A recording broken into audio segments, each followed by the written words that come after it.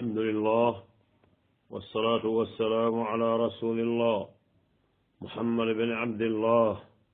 وعلى آله وصحبه ومن والاه أما بعد فيا إخوتنا في الله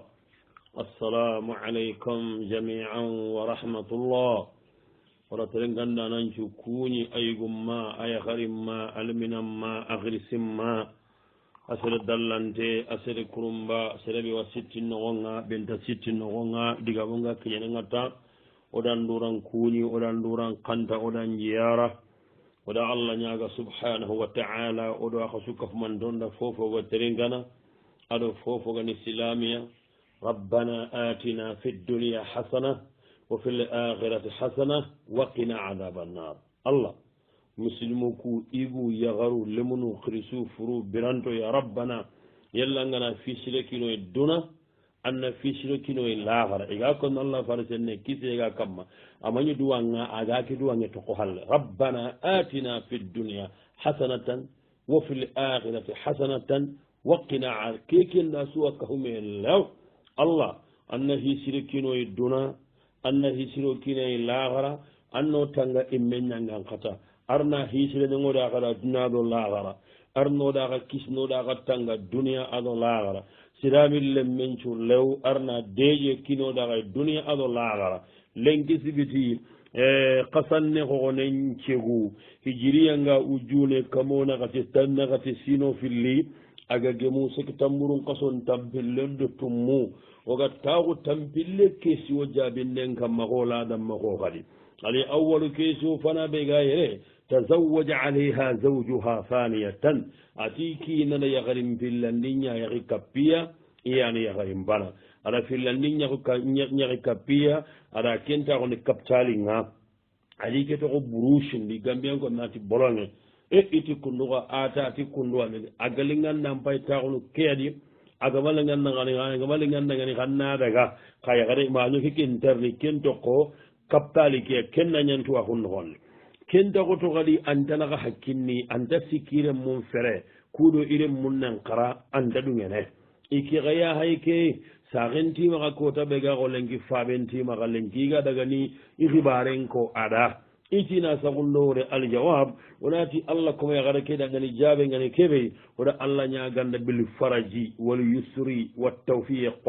Allah gana no wayna nganda ayinan ku faraju ke ayno wayke ga tamene na sahani nganda nambu temmo nanya kanji njura wafani ya oga hilani be konno in kana al amru kama dhakarati al ukhtu al karimatu angara hilin ko mo be gellikum dunya gani su nanti anki na tanda keni de agali nganda nan ta ko ga mali nganda ngani annan daga ana ko anki na ken diga men nyamale ada diga men la fen daga dubana ketake sugande mbani mema ka ketat agali nganda na munyanna sabarike kamma anna sabarti Allah isage alle muko Allah gi karananda hobe xumbane antatu Allah nari hinun kitani bangandi bo khibaru tuna Allah ki tennon hanki kinga fofo kono yagalle mo nogo masabari onane kariniya nani obiranto nyahay serella wasirin karne anani abirante nyahay konke gatu ya garuku tenga hungan koti makamo gobe har ya garebe kota angana daga wanki bane mbanyana ya kotanni harangana bara yagari bana nyigande nyigana andaga bana nyigande nyiga kinga torno mo gore har te negana nan tandi kapalle manda ya gunda bari ike turu gama ya gunda bari kinga dikkai mo gore har te nengana nan tandi te nencara non daro ammi kisara non daro akkonti manga tampi kinga dikki mo gore agi torno mo gore ando alla naga sirinna yagare ka hu yagare annari mani ke taxundi kaptalinga a kenga newan noxonni ante golli gaɓey a bireyenne keɓe gañammaxa keɓillagarini anda kentoxo burusunga aga dan tirndi kadi anti kundu ñani aga lingadan taxu aga lingada andaga ke ñaxari xana ñaxarin pana anda jaabi keme digan toxinte a teyinnenda keme digan mamante sagi antaxa sikkiti ke ñaxare xa ferunga antaxa sikkiti are mum ferenga ndaxa tirindi serebe yaxari mbanogumu matixa ko xakunte hohotuke babodi sere su yaxaru hilli sikki naxatigammaxa ndaxa tirinditi Allah ke hena yaxaren gariya de korogama sabari o wame karnianani o siginde nya hay kundu seri amari yagaru gonu gona toyini gan kara intaka sellene wattindi yewo hammindo kammindo buttumbuinde toore mbane bare kote ay ikamma awa masha Allah wala quwwata illa billahi nara ko dandamo gobe gelli awa hinga hillandi be konnanna gellangana kande nanti an kande an cabari an muni an tokko bonta andangan cugandana galingandangani ha angana dagan kine mera kille ngaranna agamalingandangani hanna munyanna Allah hayanna le mumpai gellangana kande nanti an taagunu ke tora kamma anga Allah peringanati khairinga anke mbale nan tore andalle mukulli tuma ambasangun tandalle mukun tambi gellangana kande nan tammuñi nan to ke kotali ke ɓuttumbi yali sahari ɓenu gande mana siginni kinanga sahari hana annatu andan ke ɓuttumbi hoore so an pasangunta lemme gantammaga ma an pasangunta kiine imme gantammaga ndima ñakinten genni ke alhamdulillah ndima mpagatan lemmu keɗo ga ñaki an kiina ke amma lemme kita adan togo burusun kaali kadi aɗa keɓane taxundi kaptalinga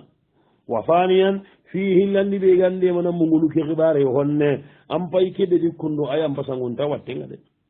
keke amaña hohoy koni danke ɗigame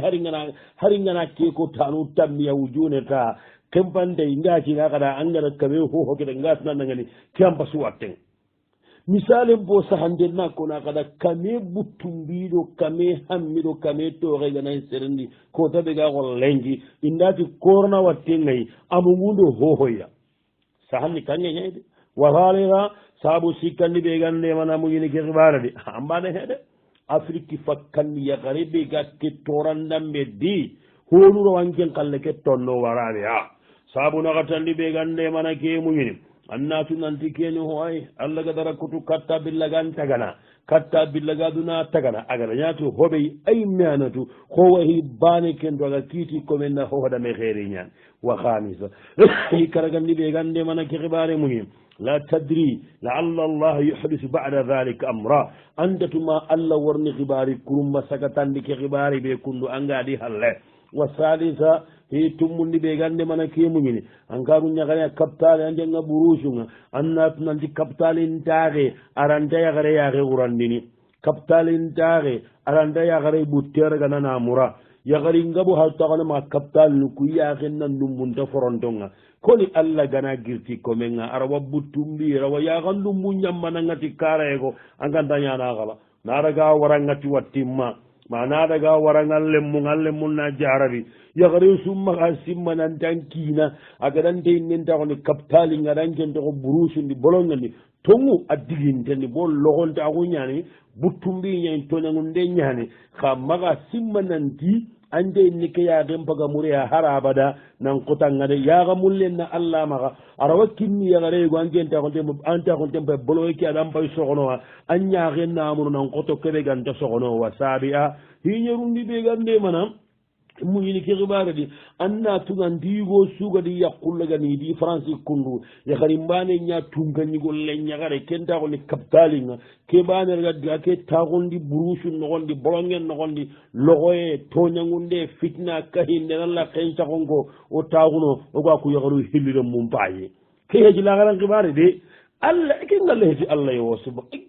jalla wa ala nganamu hawa kowate mansatana on taxon allah terinka kuyagaru hillire mugoronta goni hayde ñaha ko nagala ndagada ngembane keti yagare wo yagare ankina gadallaga nan pasante innenga nanke ña tungañigulle ñagare nan ñago masha allah wala quwata illa billah nande nekki ñago hoɓe ganda toxotu o wagare mundu ko wa sabiya hiñarundi ɓe gande mana kerganana xibare muñi honne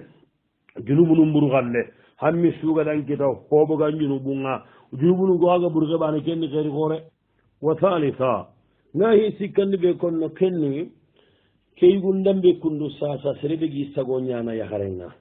nan sago ndabara ñaharin pana walla hillandi keta a gaña yaharin damɓe so an putta ñakke nan sago ñagay ɓo lampunto ñani yere sen benti ɗi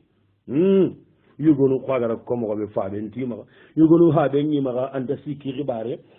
sabunu ɓe ɗugara wa igon nde mana on tat nanda ñakkende maxa gaja ijum andarawa gajanga sabunu ɓe ɗugara wa igon nde mana annan wasiyaka rekke torono nanga sa wondini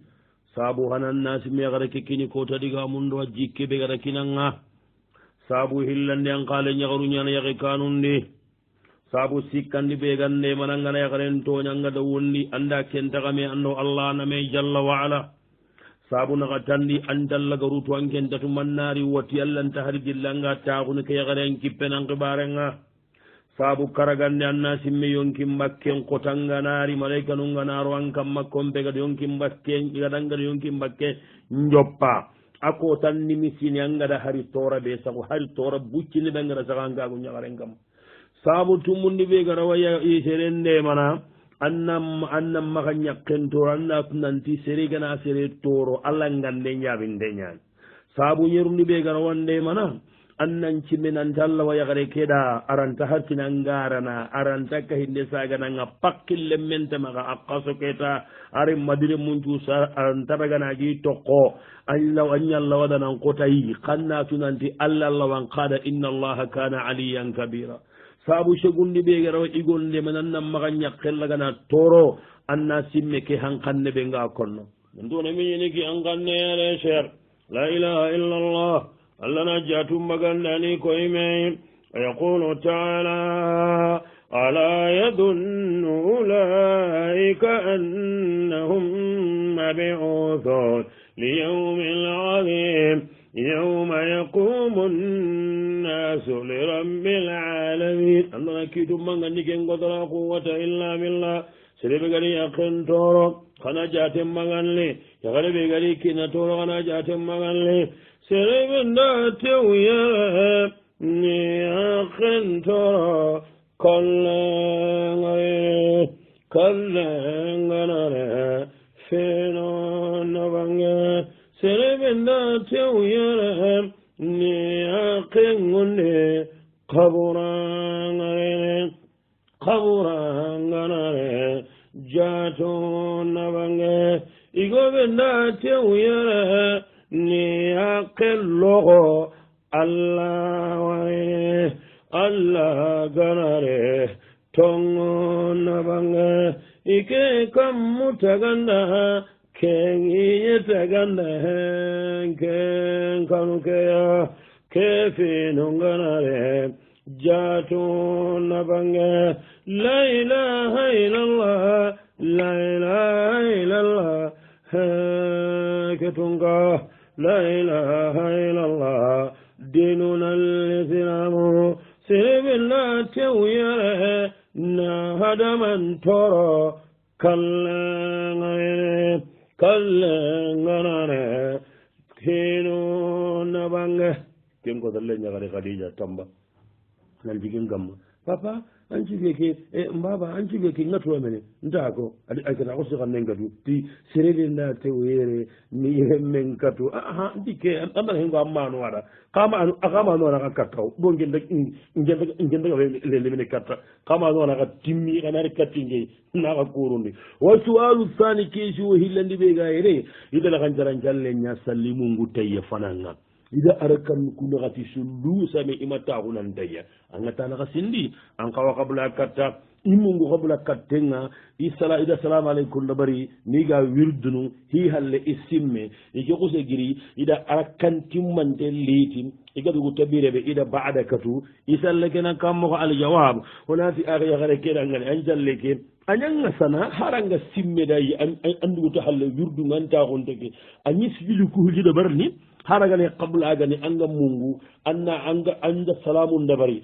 Allah wa qabla kat Allah ba'da kat qabla pala singa anta ho torno hakita nge maka katon kusa arakan mu man nyariti normally ma arakan ne bitin tanga bo arakan ne ma bonam maka hakita gane kundu kedan arakan ni kebe kunanga dariti kellan tasik yan qabla sujudi yambattenga ngara kebe wari kilu tage ngari sagal la ganjaran jallege bawo am pagada sunnanu sikkiya togono qabla sujudi en ngaja banganna dabari uccellato qabla kin qas sujudi uccellalato tasalleke ambonno wa su'alu thalith kani kesi wasikandi yagarunyani iga garanga misiden no gonni idi garam mo yagare alla danya ikana yagaru kusu kane idi togo i garam mo da mundi maka antu sa'idaha ini garam mo de ma garangundenga muallimatu ke xaram mo ko yagare ke asa atini kitte kahima eni xarangulni iti basun tay ko tabane ke tay kedi xarla ke bo mi side ke i xaranga mi side xabar mi side kam mi side terasin kam man ko tabane iki kitten ko saro jindi igari ida ni xaram mo ko yagare ke mari keta ki daga bo mi siden kam make nyagani ke matore kallo walla kota ida yagaru churo mi siden no gondi ira ya go ile ne kanga nanti ko ikitenga jindi iro kapia idi kharangundi salle hakati nga kenye ike bugu mi side kedi hal yagaru gutun to gono idi la jaran jalli idi na kenya tirne al jawab honati jabe nga yagare be ga ilisun nogondi akitenga jinde aga maseno anan lo mi siden nogondi nga ho hana be konno jabe nga hina arno da gawar jaga tuwa umun nahandi ado fahami kene allah tige qol wogana kiti yagarunga sage garanga bane insha Allah me fahamiyanna dinanna tallam fahami gadam mi se gabi ha yagunu kuri kol yagalle mon juba magarani ke gara ho honi funen pakkentunu wa wasani ya nga hilandi be ko nanda yagari ngini sun denna lo me sidan no gondi tuwano ndame sori honu ta wada gana fonu tan dada gana orante kudiga mu hilli su kama nundal lun kon no kundu hakatin da kemba ko dangare ko ku gana hobe sugandi yaran kunne yagari be gana ga ini sun yakki tenga jindi hande allo me sidan no gondi nan daga garangundi walla mai men daga gara man tare conference ya duramba sun dai aga ne kuga he lojuru walla juma misidi selle kudi men kuga he tam am magaro li quwwati li khilafi fi dhalika hakke sogi be gano gondi be nuga ta daga hadisi nga bukhari yagare kebe igara tilli selle gana kapana ngani allah farsenne misidi no gondi sallallahu alaihi wa sallam nasi makke yagari mani ya he arabu kembire awa makkan ko ngadara gana riti awa aga silama ko keta iti nawago ani golinyanga ikama nyigo nyamaga yawa kama nyigo ke cakkan nyancanko acceni nyancanko ceni adu cakkan ceni adumunu ho yani ko fore awa keda ikori ceni ke walla ida tuhuma anda ndawtu ida jaga na furwe ida bora mina ya gara hunno gombay arabu nyahe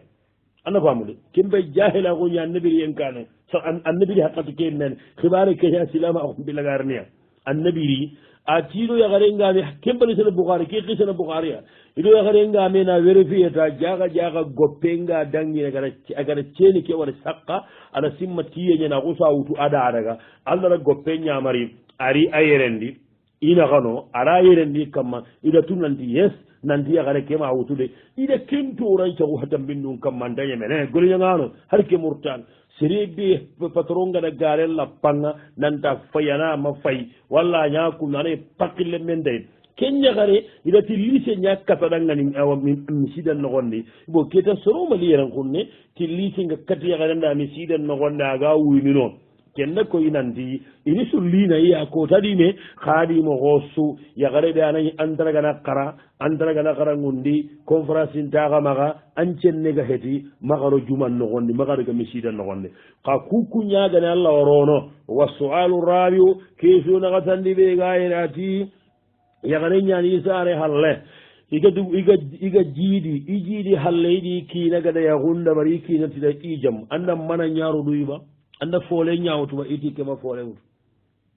ayile ya gunya tata na kali asage ke diga mali itanke maki yongilli karanga ine hinke nyani kembanga idaga dugo turu nunti ya wiste mbasi ya dugo turu nunti fole ndangade manan dangade ka kela ko watte ada ga ya gawi go ya garin tu hede yugo gana sare kake ya gara ko ke bittene kinen na simma ko ada manan nyawtu ana ma manawtu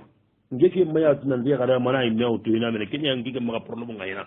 igonde aha keta masha Allah wala quwwata illa billah ida ko yikina keda ikina ke ko risaqai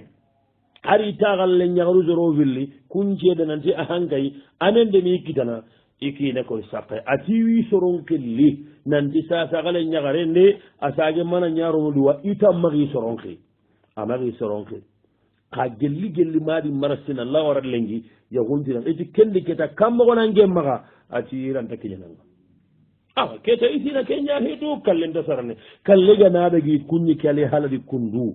kibaru nyana kammo go gelli madi maraside tiga gusi endi di kina naga indawi ni me kamma ikera bare ke me to maga ande sare ikena raga sa ko patere no gon kalligani ñikkundu ke ali haala ke a kanne haygati natirna aljawab wonati aki yakare keɗa jaabe goɗa allah ñaganda yelle allah gana ke boganga ga yakare su arna bogayna sahañangida wa faniya nga hillandi ɓe konno angana hinin komokoɓe gelli kunduwagani an kawankinana hibare ke fo hamu a hagama saganga aɗa ñimmen daga dogotoro mbange antanda ta kadi haragana haragante a wudabarini arawa sakkankaraga gana henke agarawa agara mouvement num dabarni agarawa mai jarabiyen bakkaɗo tekkilletana amma fam keñam pasangunta annan kusa baren toxma xanta wini me kamma xo yigu hilli kewi kara oda kiine ke ñagati allah ñille katti kagu ñaxare agana yagana yaxundabari kagu ñaxare key anta jogini anta watta mamayenta ragana andaga adi kagu ñaxare le yaxundabari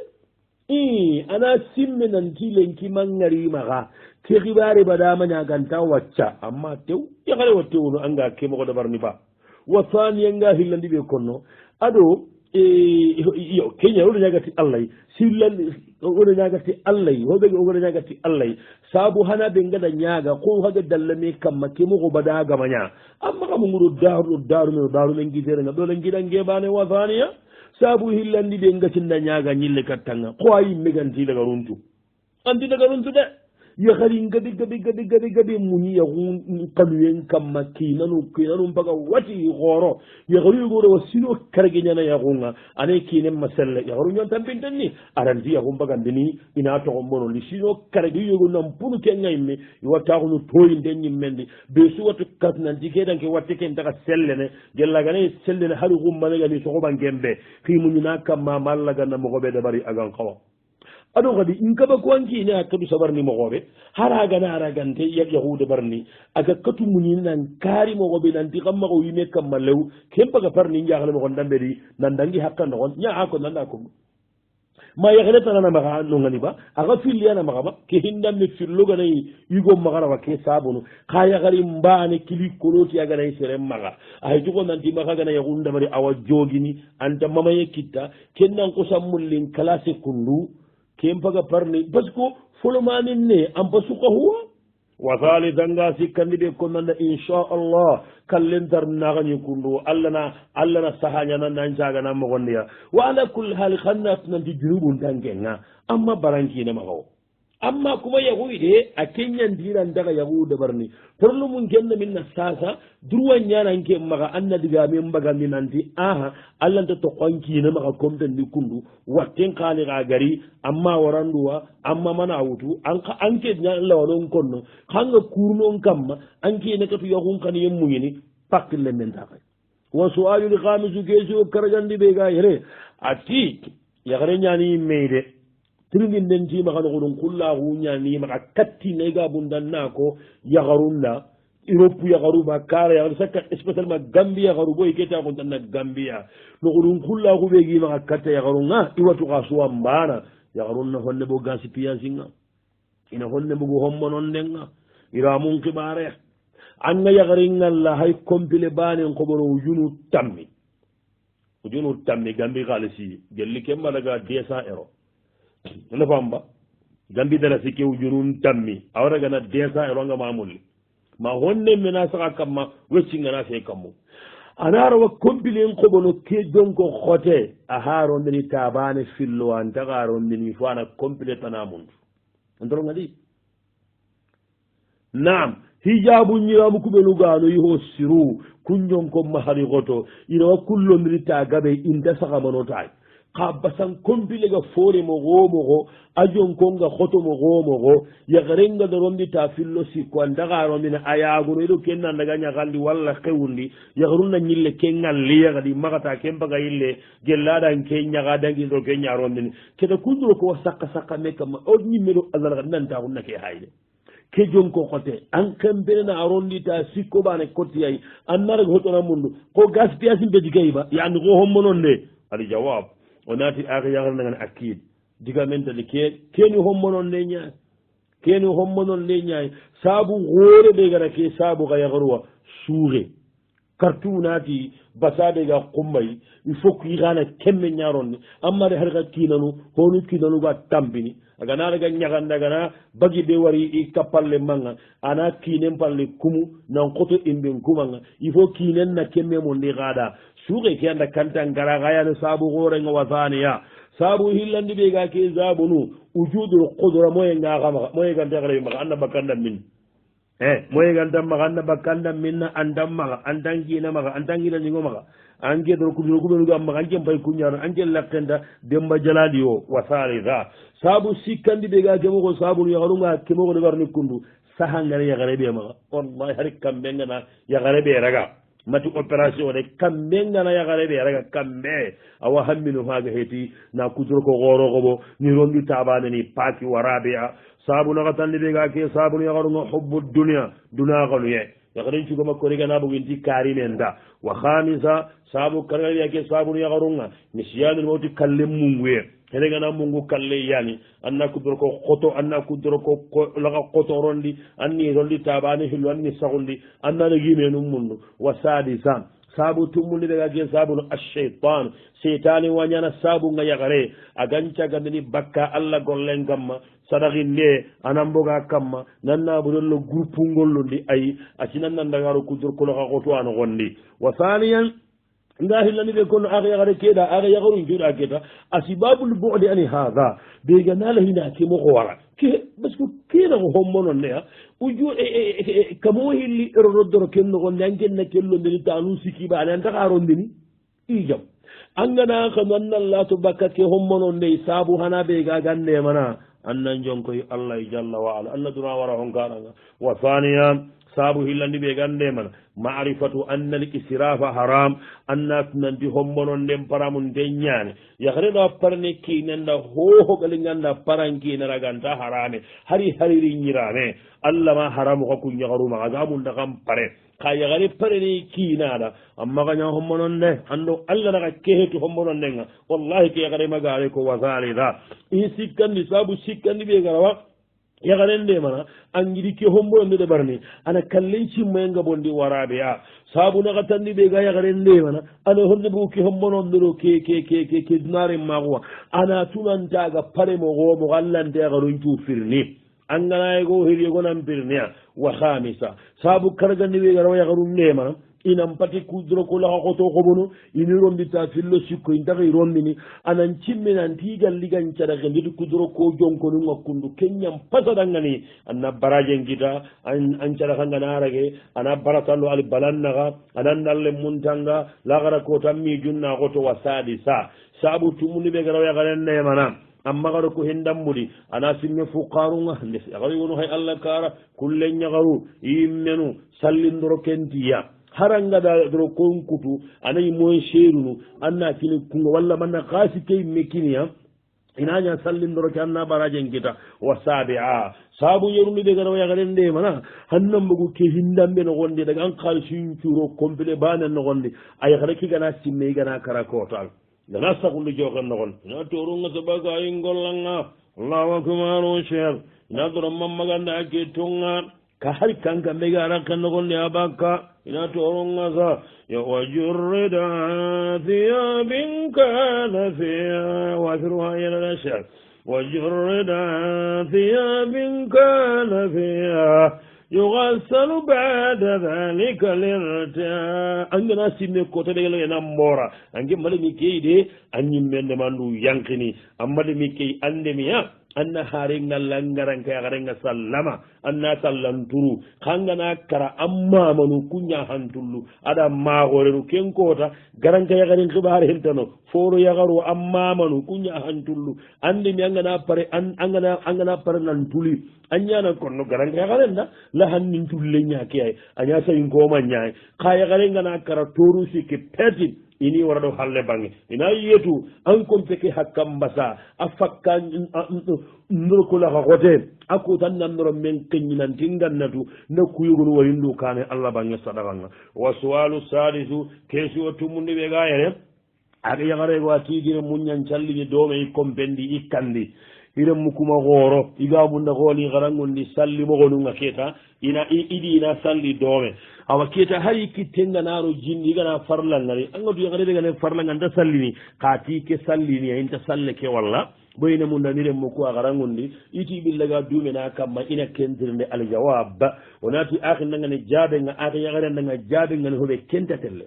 la tuqbalu tilka salah andan kencalle indaragana barajen tanda nchikkama junubu nyimme anangaw yagari ñini tengana tewnan calli aga watuga nantine ini suñaadi ini sum makkuti salle keke marage kenkura ama saha kenkura barajen tada kenkura sikkandima junubu ngaye bo aɗa ko haga yaada maga kenda bari wa sualu sabi question ñerluɓe gayren gunne huturollo sago hokkammu tekkenganari kotade di kappame kagana huturon jalli wano sago honnaga salli gillen ngano ba majhabir yogonti salli gillen ngano yogonti salli gillen tano walla amru fi haja wasi'un kufiɓe ganta gele ñagada kada salle mullin giri aga mali ñagada kamaga salli giri anda ko amude masi ala ke ndema bahasulum kiɗum ɓogoɗa e honne kanda simmana ko salli gilli mbalago ke ana ko ken kara sembente ngani siri wa su'alu faminu ke ani keso segundinga ma tawaliduhum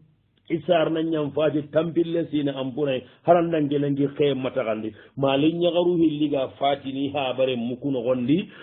anda mugu dem yu harki xumbane le muku yogolunge xee nantagandi honumaɗunge xee nantagandi axada kaña toxo i kaptalinga tiriminde ɓe gimaxa sase i keɓegana hinanti xee ken taxandiga bara droit ngimaxaɓa ini yaxini ko plante le tambange mance kundamange par la force ina xeen taxandi aljawabu nga keɓe konno jaɓenga